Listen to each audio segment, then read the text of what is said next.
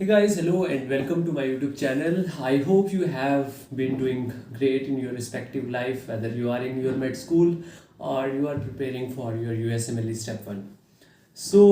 I talked with you like 2 months back, I think, and I told you that I had my Step 1 after 8 weeks then.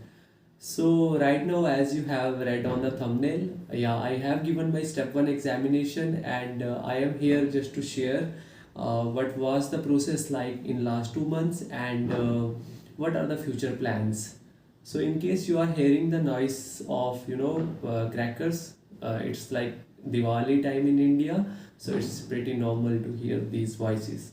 So I took my exam like on 3rd of November, and currently today it is 7th of November 2021. And yeah, pretty much fresh out of the exam, and here to tell you my experience through the last 2 months. What were the resources? How was the dedicated time slot like? What were the assessment that I used? Whether I used NBMEs or not, and what are the future plans for my YouTube channel. So as you already know that most of my videos, they are unscripted. So if I lag somewhere or if I glitch somewhere, you have to pardon me for that, or you have to excuse me for that. I will try to be as precise and as to the point as I can, because I don't believe in wasting time for just clickbaits. So my dedicated time period for USMLE Step 1 was like 2 months when I posted that video. So during that 2 months, one thing was clear in my mind, that I have not to use any new resource for systemic. I was weak at journal, so I was free to use the resources for journal, but for systemic part I had not to use any additional resource. I relied completely on first aid, except for hemat portion, which I believe that pathoma is very good. If you are weak at hemat, I will suggest that you should revise pathoma once or twice. So yeah, I went through the systemic part through the first aid. If I talk about the journal, you know that the journal, we have micro, we have immuno, we have biochem, we have general path, general pharm, biostats, and public health. So if I talk about the micro, 9 out of 10 people, they know that what is the gold resource for micro. Yeah, it's absolutely sketchy micro. There is no there is no substitute for sketchy micro, and believe me that if you have done the sketchy micro, you are going to be goat in micro. So you have to do the sketchy micro. I went through the sketchy micro in the last 2 months. Regarding immuno, I trusted B&B, Boots and Beyond. It is a really nice resource when it comes to immuno. I have not tried it for journal, but the people who have tried it for journal, they say that it is a gold standard kind of resource for journal too. Sorry, for systemic too. So I did B&B for immuno part. And regarding the journal path, I was uh, pretty much comfortable with the pathoma for general path. General form, I went through the first aid quickly, just like 7 days before the exam. I had never studied it before that. And for biochemistry, biochemistry is a nightmare for most of us, because we study biochemistry in our first year, and when we are at the point of taking the step 1, it is pretty pretty washed away from our mind, and we are not able to process all the pathways and stuff like that. So here is where the Pixorize, it comes to rescue us. Pixorize is the sketchy of biochem. Like the sketchy makes the micro so easier, Pixorize makes the biochemistry so easier. So I, somehow I, read on Reddit or somewhere else that Pixorize is a resource, and I never knew what is Pixorize and how to use it. But then I searched Pixorize, I got the videos, and I did the biochem from Pixorize. And here there is a very nice YouTube channel that I I want to recommend it to everyone who is in their dedicated preparing for the step one, that is dirty medicine. If you are weak in in biochemistry, just go through the videos of dirty medicine, and that man has made biochemistry so simple and fun that you will never doubt yourself that there was a day when biochemistry used to be nightmare for me. So that is how I tackled the biochemistry. So we are clear with the micro, we are clear with the immuno, we are clear with the biochem, we are not wasting time. So we are clear with the general path, general form. Now we are left with biostats and public health. See guys, I am very open. I am very clear that I didn't use resource for the communication part.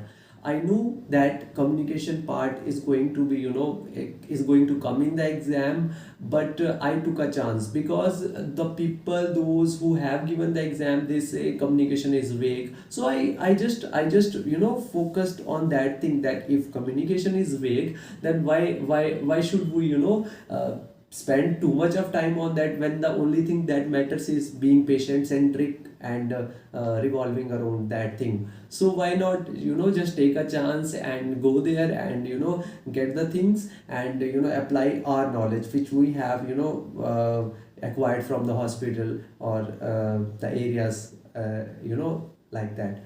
So communication, I didn't use a standard resource for communication, but biostats I relied on BNB. It is absolutely nice resource for BNB. People say that you should study from Randy Neal and Dirty Medicine, but I say that wherever you find comfortable, wherever you find comfort in reading, you should stick to that. So I read for the first time through BNB. I found comfort over there. So why should I go here and there for searching the biostat portion? And I was good at biostat.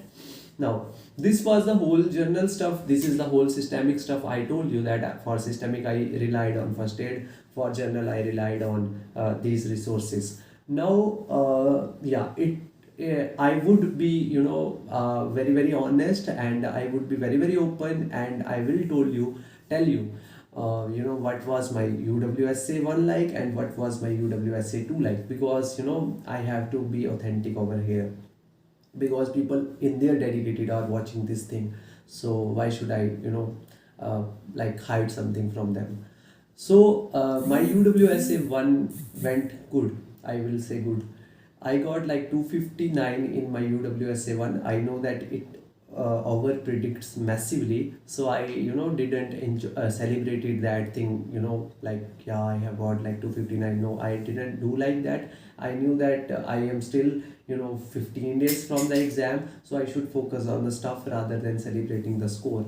In my UWSA 2, I at that day it was like 25th of October, and I was anxious, and I was panicking at that day, and somehow my inner self told me to take the UWSA 2. I took the UWSA 2, and the score was like 245, which is a good score if you consider the difference between UWSA 1 and UWSA 2. People say that your actual score should fall between these two, but there are outliers, and I don't know how to interpret, but that score was comfortable, and I knew that still I have like 7-8 days. So why shouldn't I just push myself little harder and go through the stuff again. So that was the story with the UWSA 1 and UWSA 2. Regarding the NBMEs, yeah, I did like NBMEs 25 to 30, but they were offline, and I never bought NBMEs. I didn't have that much cash to spend on NBMEs and UWs and stuff like that. So I did offline, but converting those offline score, I was scoring like more than 240s every time. So I was pretty much comfortable with the NBMEs too. The idea of doing NBMEs is to just get the gist or get the insight of what the NBMEs question are actually like. So this is the whole idea regarding UWSA 1, UWSA 2, NBMEs, my dedicated phase. And now talking about what next is coming on this YouTube channel. So obviously now I have time, and I have given the step 1 examination, and I have to help the fellow people who are going through this phase. In the next videos I will share what was my dedicated phase, like what was the actual timetable, I mean, like how I divided the day. And yeah, I will further share the basic things, like when should we give UWSA 1, when should we give UWSA 2, what are the NVMEs like, and things like that. So I am pretty confident that you will, if you are in your dedicated phase and studying hard, you will surely go through this process. Yeah, it is anxious, it is panicking, but everyone goes through this phase, and you will also make through this phase. So just believe on in yourself, and yeah, never stop studying. Never stop studying, because you don't know, the concept you are studying at one moment might show up in your exam, and you shouldn't feel bad that you skip that portion. So I will say, whatever you feel like, it is hard feeling, you are emotionally drained, you are mentally drained, but never stop studying. It is not going to help. So keep studying, keep studying, keep studying till the last day, and you will make through it. So this was the whole idea regarding the exam and what next is coming on the YouTube channel. I hope that you like this video, and I'll say for more videos like this, do subscribe to my YouTube channel, and I am going to be pretty honest and open as much as I can. Thank you so much.